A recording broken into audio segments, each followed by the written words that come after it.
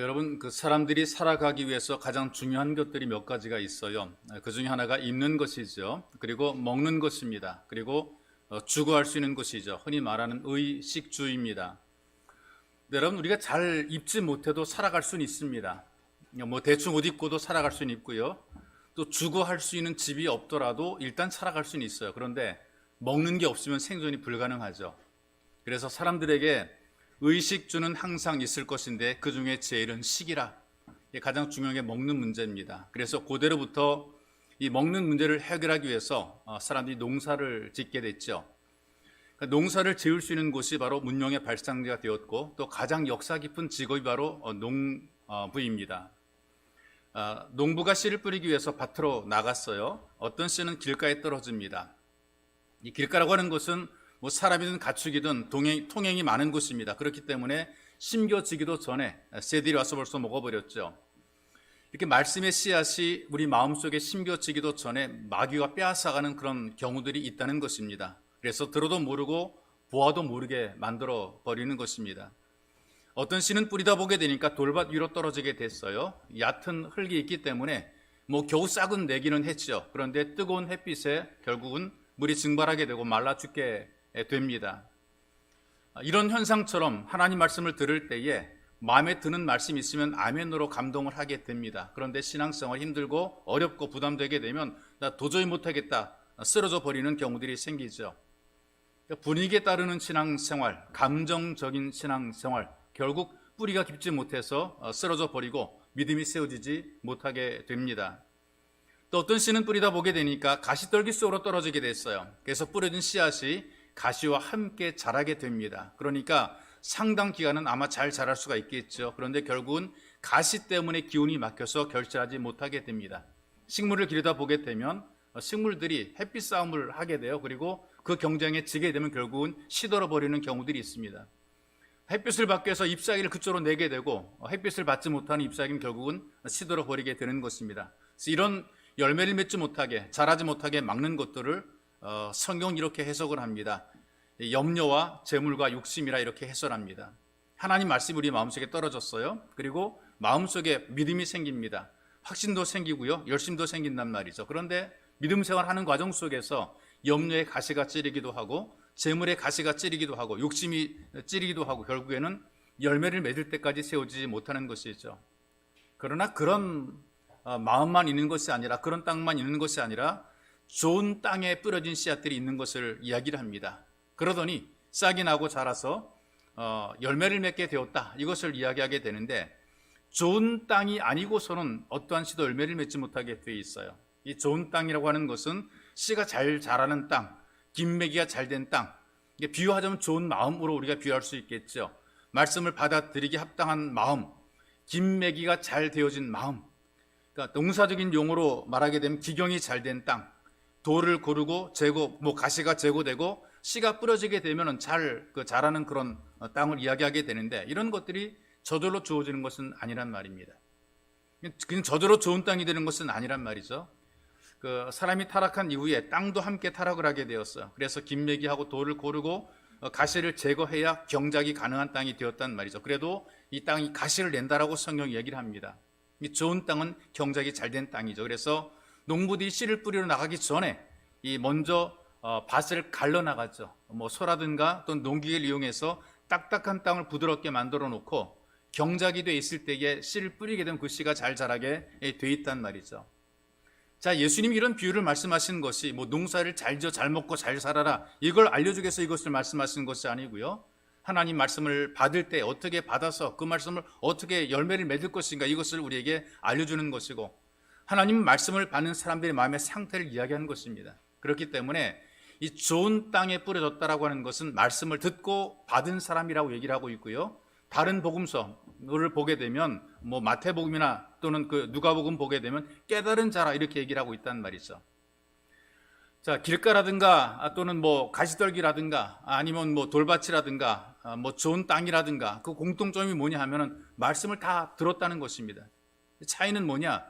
어떤 쪽은 말씀을 듣고도 그 말씀을 깨닫지 못해 열매가 없고, 또 어떤 사람들은 말씀을 듣고 그 말씀을 깨달아서 열매를 맺었다, 이렇게 우리에게 가르쳐 주고 있어요. 네 가지 마음을 얘기했지만 두 가지로 분류하게 되면 말씀을 듣고 열매를 맺은 사람, 말씀을 들었음에도 불구하고 열매를 맺지 못한 사람으로 나눠지게 되는 것이죠. 여러분들이 교회를 옵니다. 예배를 드리기 위해서 오게 되는데, 그렇다면 다 똑같은 메시지를 들음에도 불구하고 어떤 사람은 이것을 받아들여서 이 말씀대로 신앙이 성장하기도 하고, 어떤 사람들은 말씀을 듣고도 그 말씀을, 똑같은 말씀을 들었음에도 불구하고 믿음이 자라지 못하게 되어 있단 말이에요. 다르게 말하게 되면 말씀을 받아들여서 깨닫지 못하게 되면 아무런 의미가 없습니다. 그래서 여러분들은 예배당에 와서 말씀을 들으면서 그 말씀을 받아야 돼요. 왜 우리가 이 말씀을 받지 못할까? 지난번에 잠깐 설명드렸던 것처럼 예수의 말씀을 자기 생각대로 들었기 때문에 그래요. 예수의 말씀을 내 생각대에 맞춰서 들은 것입니다. 예수님께서 성경에 말씀하시기를 내 생각과 너희 생각은 다르다 그랬단 말이에요. 우리는 하나님의 뜻을, 하나님의 생각을 맞춰서 가야 되는데 내 생각대로 맞추려고 하니까 이게 잘 안 받아들여지게 되는 것이죠.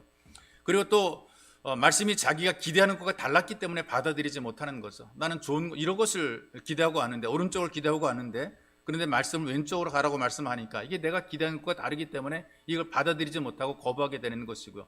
또 가장 중요한 게 뭐냐면 원하는 것만 들으려고 하니까 이게 잘 안 되는 겁니다. 말씀은 내가 원하는 말씀만 있는 것이 아니라 원치 않은 말씀도 있습니다. 위로와 격려가 되는 말씀만 있는 것이 아니라 사실은 부담되고 힘들고 어려운 말씀도 우리에게 주어지게 되는 것이 있죠. 뭔가 우리를 힘있게 세워주 용기를 주는 말씀만 있는 것이 아니라 때로는 뭔가 우리에게 압력을 주는 그런 말씀도 있단 말이에요. 그렇기 때문에 내가 원하는 것만 들으려고 하다 보게 되면 말씀이 안 들리게 되는 거예요. 우리 예배에 참석했다면 말씀을 듣고 그 말씀을 받고 깨달아야 되는 것이란 말이에요. 그러면 말씀이 내 속에서 살아 역사하게 됩니다. 어떻게 역사하게 되느냐? 이렇게 우리가 단순하게 생각하면 되는 겁니다. 성경에 보게 되면 태초에 하나님이 천지를 창조하시냐라고 말씀하신 이 말씀이 믿어지게 돼요. 믿어집니다. 따지거나 이걸 갖다가 자꾸 생각하는 것이 아니라 태초에 하나님이 천지를 창조하시니라는 창세기 1장 1절의 말씀이 그대로 믿어지게 되는 것이란 말이에요. 하나님이 세상을 창조했다. 믿어집니다. 그리고 내가 죄인이라는 사실을, 하나님께 타락해서 죄인이라 되었다는 사실을 인정을 합니다. 예수님께서 십자가에서 속죄의 제물이 되었다는 사실이 믿어지게 됩니다. 그리고 내가 그 예수를 믿음으로 하나님의 자녀가 되는 권세를 가진 존재라는 사실이 믿어지게 됩니다. 난 이 땅에 살아갈 때에 하나님의 자녀의 권세를 가지고 살아간다라는 이 확신이 우리에게 들어오게 되는 것이죠. 이렇게 말씀을 듣고 마음에 믿게 되면 그때부터 내가 사는 것이 아니라 말씀이 나를 살게 만들어 놓습니다. 바울이 이렇게 우리에게 설명해 주고 있지 않습니까? 이제 내가 사는 것이 아니라 내 안에 그리스도가 사는 것이라. 이렇게 삶이 바뀌어지게 될 때에 비로소 열매가 맺혀지게 된다라고 우리가 이야기를 하는 것입니다. 그래서 여러분들이 말씀을 받아들이고 깨닫기 위해서 먼저 할 일이 어떤 것이냐? 마음을 경작해야 되는 거예요. 좋은 땅이 되기 위해서, 좋은 마음이 되기 위해서 마음이 경작되어야 됩니다. 성경대로 좋은 마음으로 가꾸는 것이 있어. 이 가꾸어지지 않은 그런 마음은 말씀을 받아들이지 못할 만큼 부정적인 상태로 이 말씀을 받게 되는 것입니다. 이렇게 부정적인 상태, 말씀을 받아들이지 못하는 상태, 이 혼란한 상태가 여러 가지로 분류가 되는데 이렇게 분류할 수가 있어요. 첫째로 불안한 심리를 가지고 있어요. 모든 일이든지 안 될 것 같다라고 생각을 하고 잘못될 것 같다는 부정적인, 어떤 일 해보지도 않고 일단 안 될 것 같다는 부정적인 그런 마음이 자라게 됩니다. 지금 좋은 일이 일어나고 있음에도 불구하고 앞으로 나빠지게 될 것을 미리 걱정하는 것입니다. 주께서 말씀하시잖아요. 항상 기뻐하라. 그런데 이 말씀이 도저히 우리에게 받아들이지 못하는 것입니다. 조바심이 생겨나고 도저히 기뻐하지 못하게 되는 것입니다. 좋은 일이 있어도 기뻐하지 못하는 거예요. 이런 마음을 가진 사람들 어떤 것을 믿느냐 하면은 호사다마라는 말을 진리로 받아들이는 겁니다. 좋은 일이 있은 다음에 반드시 나쁜 일이 있다는 것. 그래서 좋은 일을 누림에도 불구하고 불안해요. 아우, 또 나빠지면 어떡하지? 이런 불안한 심리를 가지고 산단 말이 있어. 그러니까 뭔가 우리가 믿음으로 받아들이면 다 좋아지게 되는데 자꾸 뭔가 좋은 일이 일어남에도 불구하고 자꾸 나쁜 것을 먼저 생각하는 이런 마음을 가지고 있기 때문에 성경 말씀이 안 들어오게 되어 있습니다. 그러니 불안하기 때문에 TV에서 강도살인 사건만 들어도 일단 이런 일이 내게 일어날까 봐 불안하고요. 바깥에서 빵 하고 크레션 소리, 자동차 크레션 울리게 되면 가슴이 막 덜컥 내려앉고 그래요.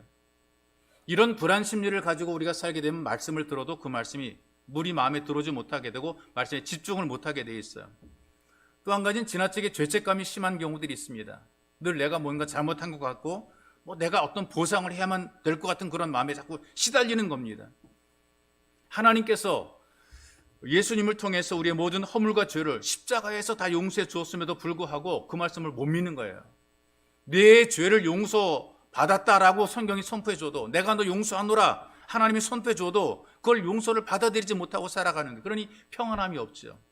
성경은 용서를 선포하는데 그 용서를 선포하는 것을 받아들이지 못하는 겁니다. 여러분, 우리가 아담 이후로 다 죄인이거든요. 죄의 속성을 가지고 있고 우리는 죄책감이 있어요. 우리에게 양심이 있기 때문에 가슴이 덜컹하고 얼굴이 붉어지게 되고, 잘못하고 죄를 짓게 되면 우리는 두렵고 두근두근하고 그렇단 말이죠. 그런데 우리 주님께서 뭐라고 말씀하십니까? 용서했다라고 선포함에도 불구하고 이걸 못 받아들이니까, 믿지 못하게 되니까 모든 잘못된 일들이 다 자기 때문에 잘못된 것으로 생각을 하고, 나로 인해서 모든 문제가 발생한 것으로 자기 죄라고 고민을 많이 하는 경우들이 있어요. 그래서 내가 전생에 무슨 죄를 저질렀길래, 이런 분들 많이 계신단 말이에요. 어떤 일이 잘못되면 내가 전생에 무슨 죄를 저질렀길래, 자식이 잘못하긴 내가 전생에 무슨 죄를 저질렀길래 저런 자식을, 남편이 내가 전생에 무슨 죄를 저질렀길래, 그런 게 아니란 말이에요. 모든 문제를 다 남에게 돌리는 그런 문제를 만들어 가게 되는 겁니다. 이런 죄책감을 가지고 있으면 말씀이 우리 속에 안 들어와요. 우리에게 사랑 베풀어 주는 것도 사랑으로 안 들리게 되고, 이걸 받아들이지 못하게 되고 거부하게 되는 것입니다. 나를 왜 사랑해? 라는 생각을 가지고 반항하는 그런 마음이 생기게 되는 것입니다. 불면증에 심하게 시달린 분들이 있죠. 하나님 말씀을 들어도 영향을 미치지 못합니다.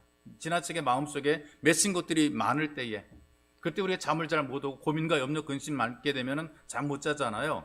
수면제 먹으면 괜찮아지겠지 생각하고 수면제 먹지만, 그러나 그때뿐이지만 계속 불면의 고통을 당하는 분들이 있단 말이에요. 하나님께서 평안을 주실 때에 이 평안을 누리지 못하는 거예요. 말씀을 통해 평안을 누리지 못하는 거예요. 하나님께서 평안함을 주실 때 우리가 편한 잠을 잘 수가 있습니다. 좋은 마음으로 경작이 되지 못하니까 잠도 제대로 못하고 불안하게 살아가는 모습을 목격을 하게 돼요. 그러니 이렇게 제대로 잠을 자지 못한 상태로 말씀을 받게 될 때 이 말씀이 우리 속에 들어오지 못하게 되는 것입니다. 또 하나는 무기력함이 계속해서 엄습을 하는 경우들이 있어요. 인생 산다는 것이 좀 재미있게 살 수가 있고 즐겁게 살 수가 있고 의욕을 가지고 살 수가 있고 또 목적을 가지고 살 수가 있는데, 삶에 의욕이 없어요. 모든 일에 흥미가 없어요. 이 죽음에 가까운 사람들의 그 상태가 이런 상태란 말이죠. 삶에 활기도 없고 아무 일에 흥미도 없고 아무것도 하고 싶지도 않고 먹고 싶지도 않고, 그 죽음의 임박함, 이런 증상이 나타나게 되거든요. 이게 무기력입니다. 아무것도 못하는 거란 말이죠. 청소도 하기 싫고 설거지도 하기 싫고 귀찮아서 그런 것이 아니라요, 손 하나 까딱 할 수 없을 만큼 무기력한 상태가 된 것입니다. 일이 많아요. 그런데 그 일을 바라보면서 머릿속으로 생각하죠.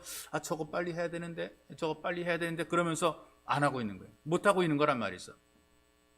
정신의학적으로 이런 상태를 우울증이라고 진단하게 됩니다. 그 사람이 깊은 우울증에 빠지게 되면 무기력이 엄습하고 무기력에 빠지게 돼 있거든요.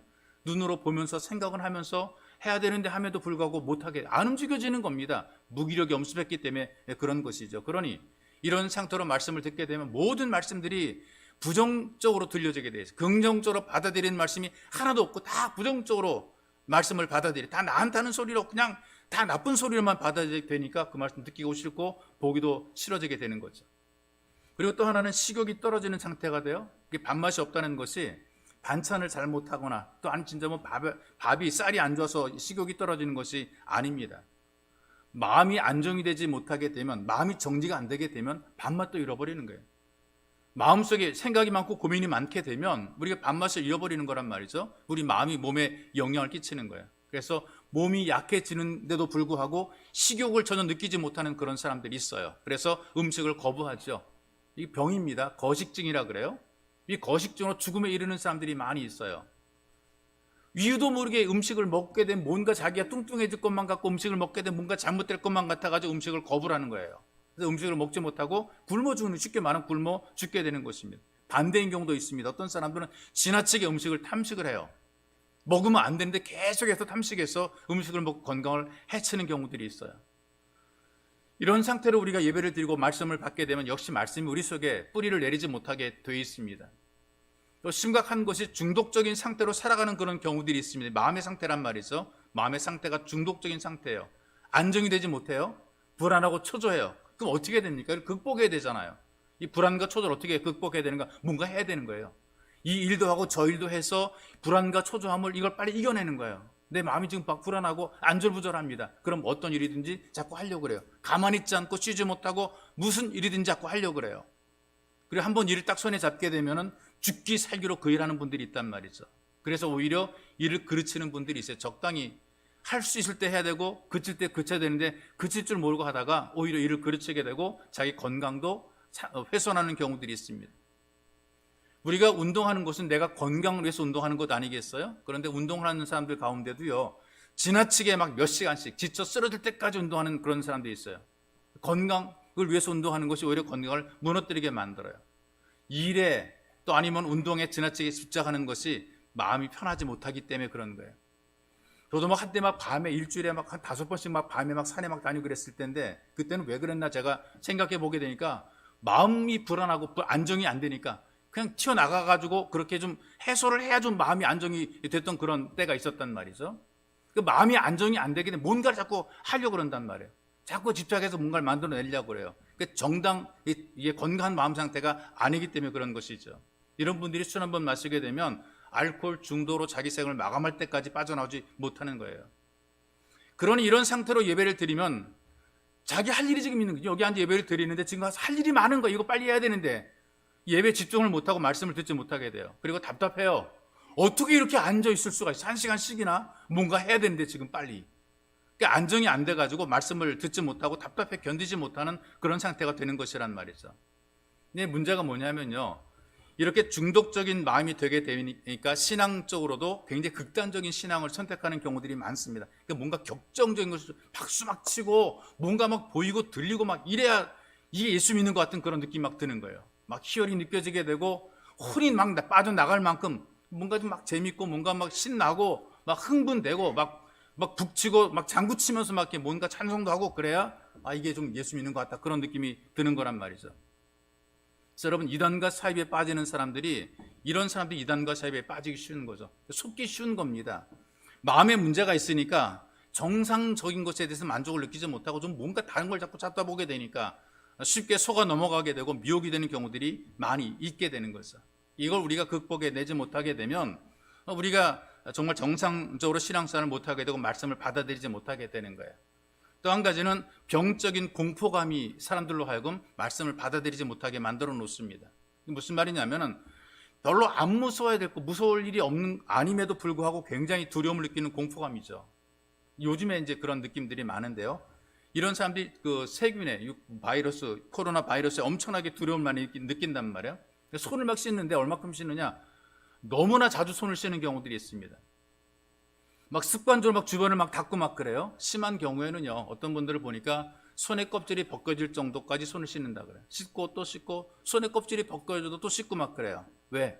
이 보이지 않는 세균이 이거 너무나 막 내 몸을 괴롭히니까 이거 손에 얼마나 많이 세균이 있는가. 여기에 지나치게 과민한 반응을 막 보인단 말이에요. 그러니까 모든 게 두렵고 모든 게 움직이는 것이 참 겁이 나게 되니까 바깥에도 나가지 못하게 되고 만지는 것도 못 만지게 되고 이런 어떤 지나치게 병적인 공포감으로 말미암아 스스로 자기가 자기를 무너뜨리는 경우들이 많이 있단 말이죠. 이 건강하지 못한 이런 마음들이 경작이 되고 하나님 말씀을 받도록 준비가 돼야 되는 것입니다. 자, 여러분들이 앉아가지고 말씀 듣다 보게 되면 말씀의 방망이가 여러분들을 깨트리는 거예요. 굳은 마음을 깨트려서 말씀의 씨가 그 안에 심겨지도록 만들어 놓습니다. 또 말씀의 검으로 우리를 가로막고 있는 그 모든 회방하는 가시 같은 것들, 이런 것들 다 제거가 되는 것입니다. 여러분들이 예배 자리에서 말씀을 듣고 또 듣다 보게 되면 말씀이 들리게 돼 있어요. 듣고 또 듣다 보게 되면 말씀이 들리고 그 말씀이 자꾸 받아들여지게 되고 그리고 믿음은 주님의 말씀을 들음으로 믿음이 생겨지게 되는 것입니다.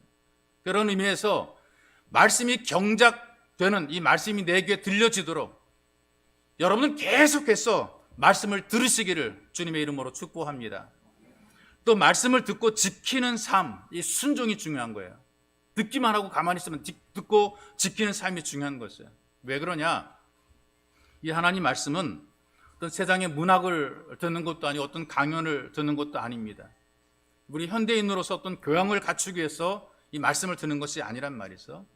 다시 말하게 되면 우리 예수 가족에게 하나님 말씀은 생명이에요. 생명. 이 말씀이 끊기게 되면 양식이 끊기게 되는 것이고 결국에는 생명까지 끊어지게 되는 것입니다. 여러분과 제가 말씀을 듣는 이유가 뭐냐? 지식을 좀 더 충족하고 교양이 있는 삶을 살아가기 위해서 우리에게 말씀을 듣는 것이 아니고요. 우리는 살기 위해서 듣습니다. 하나님 말씀을 듣는 이유는 살기 위해서 이 말씀을 듣는 거라 그 말이 있어. 이 땅에서 우리가 그리스도인으로 사는 동안에 하나님의 자녀로 살기 위해서 이 말씀을 듣는 것. 그러니까 말씀을 들을 때에 순종하고자 하는 마음을 가지고 이것을 들을 때 깨달아지게 되는 거예요.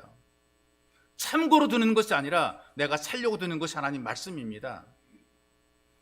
예수님이 사역을 하시면서 로마의 군인인 백부장을 만났잖아요. 이 백부장이 예수님께 온 이유가 뭡니까? 자기 종이 병들었어요. 정말 믿음직하고 신실한 종인데 병들어 죽게 됐습니다. 안타깝습니다. 그 종이 내게 필요한 사람이거든요. 근데 소문으로 들었던 예수님께서 가까이 계신다는 이야기를 듣고 소식을 듣고 그 자기 죽어가는 종을 살리기 위해서 예수님께 찾아온 것이죠. 예수님께서 뭐라고 말씀하세요? 네 집으로 가자. 네 종이 죽어가는 네 집으로 가자 그랬어요. 그랬더니 백부장이 뭐라고 얘기를 합니까? 주님, 안 오셔도 말씀만 하시면 됩니다. 말씀만 하시면 내 종이 나을 겁니다. 무슨 말이냐면은 말씀하신 대로 될 것을 믿고 순종하겠다는 거예요. 이걸 기록한 것이 마태복음 8장 8절의 말씀이 있어. 백부장이 대답하여 이르되 주여 내 집에 들어오심을 나는 감당하지 못하겠사오니 다만 말씀으로만 하옵소서. 그러면 내 하인이 낫겠사옵나이다. 이 고백을 들으신 예수님께서 백부장의 믿음을 굉장히 높게 평가를 했어요. 그리고 말씀하시기를 8장 10절입니다. 예수께서 들으시고 놀랍게 여겨 따르는 자들에게 이르시되 내가 진실로 너희에게 이르노니 이스라엘 중에 아무에게서도 이만한 믿음을 보지 못하였노라. 듣고서 믿고 순종하겠다는 그 믿음을 본 적이 없다는 거예요. 듣기는 많이 듣는데 그 말씀을 듣고 그대로 될 것이라는 믿음을 가지고 순종하는 사람이 없었다 그 말이죠. 그리고 내 종이 나았다라고 선포를 하니까 백부장이 믿고 돌아가 보니 예수님께서 말씀하신 그때 그대로 이 종의 병이 나은 것을 확인한 것입니다. 우리가 말씀을 들을 때에 순종하겠다는 마음을 가지고 듣는 것이 중요합니다. 나 듣고 참고하겠다. 이거 불신앙이에요. 내가 살아갈 때 참고 정도로 듣겠다. 불신. 이건 나를 살리는 말씀이라고 들어야 되는 것입니다. 그래서 말씀대로 해봐야 돼요. 해봐야 믿음의 줄기가 세워지고 말씀대로 순종해봐야 하나님이 기뻐하시는 열매를 맺는 신앙이 되는 것입니다.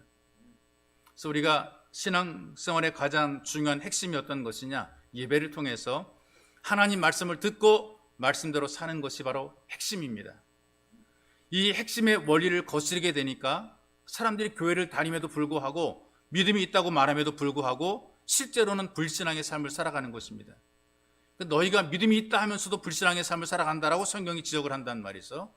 주여 주여라고 부르긴 하지만 그러나 진짜로 믿지 않고 진짜 주여는 따로 두고 살아가는 것이 많은 사람들의 신앙이었다 그 말이에요.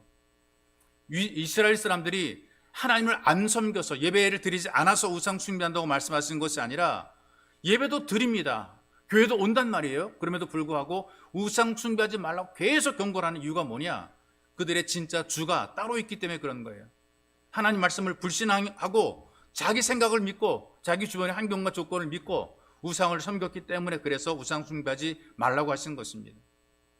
말씀을 들어도 그걸 순종하기보다도 내 생각대로 살아가죠. 용하다는 점쟁이 찾아가서 물어보는 경우들이 있어요. 또 하나님 말씀이 아닌 또 미신을 따르기도 해요. 예수 교회를 다니시는 분들 가운데도 손 없는 날짜를 정해서 결혼시키고요. 개업하는 날짜도 손 없는 날로 정해서 개업하고요.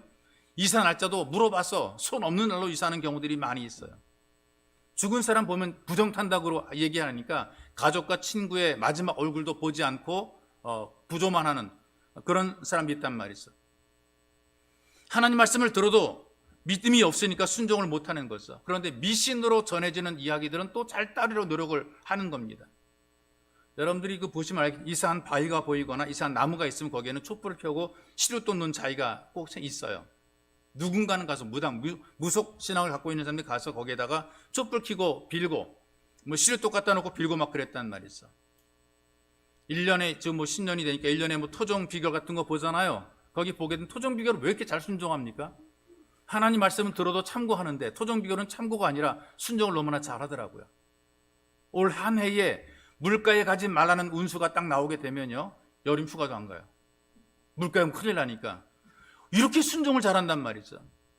지방에서는요, 뱀이 집에 들어오게 되면 터줏대감이라고 믿는 사람들이, 터줏대감, 뱀이 집안에 들어오는데 잡지도 않고 나갈 때까지 가만히 내버려 두는데요. 그런데 그 뱀 때문에 불안해요. 뱀이 집안에 좀 쫓아내면 될 텐데 쫓아내지 못해 터줏대감으로 믿음에도 불구하고 그 뱀이 혹시 누굴 물지 않을까라는 그런 불안감을 가지고 살아가는 것, 순종하면서도 불안해하는 것, 바로 이것이 무속신앙의 그 모습이란 말이 있어. 또 어떤 사람들은 중요한 날에 숨을 깎으면 떨어지거나 못한다, 그런 미신에 빠진 그런 사람들이 있죠. 그래서 덥수룩한 얼굴로 면도하지 않고 면접을 보다가 면접에 떨어지는 경우들이 있고요. 동물이라든가 사람의 인형이 자기를 지켜준다고 믿고 그걸 들고 다니는 그런 사람, 마스코트라고 그러죠. 그거 들고 다니면서 그거에 대한 신앙을 갖고 있는 분들이 있단 말이죠. 무속에 빠진 사람을 제가 보게 되니까 얼마나 순종을 잘하는지. 예수 믿는 사람들이 하나님 말씀에 순종하는 것 이상으로 그들은 정말 순종을 잘합니다. 무슨 살이 끼었다, 마가 끼었다, 구타라 그러게 되면요, 경제 수준에 따라서 몇백만 원에서 몇천만 원까지 돈을 들여서 굿판을 벌인단 말이죠. 드리지 않아도 될 수천 수백의 돈을 지불하고도 이름을 바꾸는 사람들이 있고, 부모의 몇자리 바꾸는 사람들이 있고, 멀쩡한 집인데 돈 들여 이사를 해요. 그 집에서 터가 나빠서 자꾸 뭐 안 좋은 일이 생겨 아픈 사람들이 생겨난다 그러면 또 그 이사를 한단 말이죠. 여러분, 집에서 또 직장에서 가정에서 문제가 생기는 것이 내 문제라고 생각하는 것이 아니고 집터 때문에 문제래. 집터 때문에, 몇 자리 때문에 문제고, 네 이름 때문에 문제고, 그러니까 자꾸 어리석은 짓을 하게 되는 것이란 말이에요. 그러다가 가족 잃어버리고 직장 잃어버리고 사람 잃어버리고 그토록 좋아하던 재물도 잃어버리고 멀쩡한 사람이 멍청해지는 경우들이 많이 있단 말이죠. 여러분, 하나님 말씀을 들음으로 이 말씀을 통해서 우리 믿음이 자라게 되고 말씀의 영향을 받아서 우리가 순종하게 되면 우리가 잘 되는 삶을 살게 되어 있습니다. 우리는 어떤 무속이라든가 미신에 영향받지 않고 우리는 그저 하나님 말씀에 영향받고 순종하면 되는 거예요. 하나님 말씀대로 우리가 살게 되면 되는 거예요. 뭐 세상의 환경과 분위기 이런 것들에 운명이 좌우되는 것이 아니란 말이죠. 우리는 하나님 말씀에 영향을 받고 환경과 운명을 관리하고 다스리는 사람들이 바로 믿음의 사람들, 하나님의 자녀의 권세를 가진 사람들입니다. 우리들에게 하나님께서 축복해 줬잖아요. 만물을 다스리라. 창세기에 보게 되면 사람들에게 준 축복이란 말이죠. 모든 것을 다스리라, 관리하라, 관리자의 어떤 명령을 주었음에도 불구하고 우리가 관리자임에도 불구하고 오히려 관리를 받고 살아가는 무지한 사람이 되는 것이란 말이에요. 말씀을 듣고 믿고 순종할 때에 영혼만 잘 되는 것이 아니라 세상 일도 잘 되고 육신도 강건하게 되는 것입니다. 그래서 말씀을 듣고 순종함으로 영혼이 잘 되고 범사가 잘 되고 강건한 열매 맺는 삶으로 세워주시기를 주님의 이름으로 축복합니다. 그리고 또 하나 말씀드리면, 열매를 맺는 삶으로 세워지기 위해서 인내할 줄 알아야 됩니다. 말씀을 듣는 사람들은 인내할 줄 알아야 된다는 말이죠. 외국의 기자가 있는데요, 아주 특이한 그런 그 뉴스거리 하나를 발견했어요. 결혼 이후로부터, 결혼한 그때로부터 지금까지 한 번도 다툰 적이 없다는 노부부를 인터뷰를 하게 됩니다. 노부부, 어떻게 결혼해가지고 한 번도 안 다툴 수 있어요? 한 번도 싸우지 않고 살아가는 그런 부부가 있을 수 있을까요? 근데 이 부부는 한 번도 안 싸웠대요. 도대체 왜 그렇게 안 싸웠는가? 그 비결을 인터뷰한 것이죠. 어떻게 지금까지 살면서 한 번도 싸우지 않았습니까? 남편이 이렇게 대답을 하는 거죠. 내 아내가 몹시 사랑했던 고양이 때문입니다. 그 이제 내용을, 스토리를 이야기하는 거예요. 자기가 결혼해 신혼여행을 가게 되는데 신혼여행에 고양이를 데리고 왔다는 거예요. 고양이를 데리고 왔는데 밤이 돼가지고 침대에 이제 누워 있는데 아내랑 남편 같이 누워 있는데 고양이가 갑자기 침대로 올라와서 막 장난치더니 갑자기 아내를 물어버렸어요. 아내를 물었어요. 그랬더니 아내가 조용한 목소리로 고양이한테 원, 하나 이렇게 했단 말이죠. 그리고 한참 후에 또 막 다시 또 그 고양이가 놀다가 침대로 올라와가지고 두 번째 또 아내를 물었어요. 아내를 꽉 물었어요. 그랬더니 아내가 조용하게 투, 둘 그랬어요. 또 얼마 후에 고양이가 놀다가 또 다시 아내를 물었어요. 그랬더니 아내가 조용히 가방에서 총을 꺼내더니 빠방! 하고 이 고양이한테 총을 쏴버리고 말았어요. 그리고 쓰리, 셋 하고 외쳤어요. 남편이 놀라가지고 비명을 지르는 거예요. 으아! 왜 고양이를 쏘고 난리야? 그랬더니 아내가 자기를 쳐다보면서 원. 그 후로부터 나는 한 번도 아내와 다툰 적이 없습니다. 여러분, 이게 인내가 아니고요, 공포 때문에 무서워서 침묵했던 거란 말이 있어요. 이 본문의 말씀을 보니까 좋은 땅에서 열매를 맺게 되는데 심자마자 열매가 팍 솟아나는 경우는 없단 말이에요. 100배, 그다음에 또 60배, 30배 열매를 맺게 되는데 이게 갑자기 만들어집니까? 씨를 딱 뿌리자마자 갑자기 퐁 하고 열매가 만들어지는 것은 아니란 말이죠. 이 열매가 어떻게 만들어지게 됩니까? 시간이 필요하잖아요. 인내가 필요하잖아요. 이런 인내를 할 수 있어야 이 열매를 누리게 되는 것. 신앙생활이 한 번짜리 되는 게 아니에요. 올 1년짜리 되는 게 아니에요. 속된 말로 여러분 두 눈에 흙이 들어갈 때까지 포기해서 안 되는 것이 바로 신앙생활입니다. 농부가 밭에 씨를 뿌리고 계절이 바뀌도록 인내하잖아요. 소망을 품고 가꾸고 돌보고 기다리는 과정을 인내라고 얘기를 합니다. 과수원의 농부가 묘목을 심어놓고 열매를 맺는 나무로 자라기까지 몇 년씩 인내하잖아요. 거름 주고 그다음에 가꿔주고 비료도 주고 그래야 원하는 열매를 얻을 수 있게 되는 거죠. 이런 과정 우리는 인내라고 얘기를 합니다. 하나님 말씀을 듣는 여러분들이 이런 인내를 가지고 말씀을 들을 때에 하나님의 응답과 은혜를 누리게 돼 있어요. 어느 날 갑자기 뭔가 딱 오는 것이 아닙니다. 인내 속에서 여러분들이 기도하게 됩니다. 사랑의 수고를 감당하게 됩니다. 예배를 드리면서 계속 인내하게 됩니다. 여러분 예배를 드리는 것도 인내예요. 한 번입니까? 우리 평생토록 예배를 드리는 것이죠. 그런 예배를 드리는 것도 인내입니다. 맡겨진 사명을 우리가 감당하면서 우리가 인내합니다. 봉사하고 충성하고 그런 일들을 감당하면서 우리가 인내합니다. 어느 날 갑자기 잘 되는 경우는 아무것도 없거든요. 시간이 필요한 것입니다. 과정이 필요한 것이란 말이죠. 그런 과정들을 여러분들이 인내하게 될 때 비로소 멋진 신앙인으로 성장하게 되는 것입니다. 하나님 은혜를 마음껏 누리는 복 있는 삶이 되는 것입니다. 캘리포니아 남쪽에 카파스토로라고 하는 관광지가 있다고 그래. 가본 적은 없습니다. 얘기를 들어보게 되니까 비둘기와 사람들이 하나가 되는 그런 원색적인 감각, 이 비둘기를 느껴보고 만져보는 이제 그런 공원이라 그래요. 이 비둘기랑 접촉을 위해서는 인내가 필요하다는 것입니다. 여러분들 종종 이 비둘기가 사람들에게 다가와요. 먹이를 좀 다가오게 되는데 그거 좀 만지거나 잡으려고 확 도망가 버리고 말죠. 근데 도망가지 않고 이 비둘기를 만질 수 있고 느낄 수 있는 이제 그런 공원인데 그런 관광지인데요. 인내가 필요한데 팔을 내밀고 손바닥을 펴서 가만히 서 있어야 되는데요. 이렇게 날아다니는 비둘기를 보면서 한 5분에서 10분 동안 계속 이렇게 똑같이 움직이지 않고 있을 때에 조용히 기다리게 되면 그때 날아다니는 비둘기들이 손에 앉는다는 것입니다. 손바닥에. 그럴 때 손바닥에 앉을 때 살짝 잡아주게 되면 그때서 쉽게 이 비둘기가 날아가지 않고 손에 잡혀준다는 것이죠. 그래서 비둘기를 손으로 느끼고 느낌으로 느낄 수 있다는 것입니다. 이런 비유를 어떤 분이 이렇게 얘기를 하더라고요.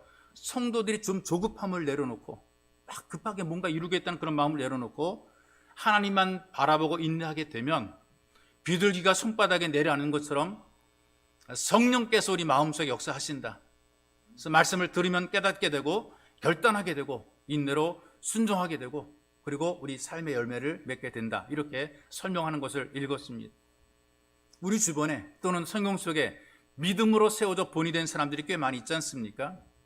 이분들을 보게 되니까 전부 다 인내의 과정을 거친 분들입니다.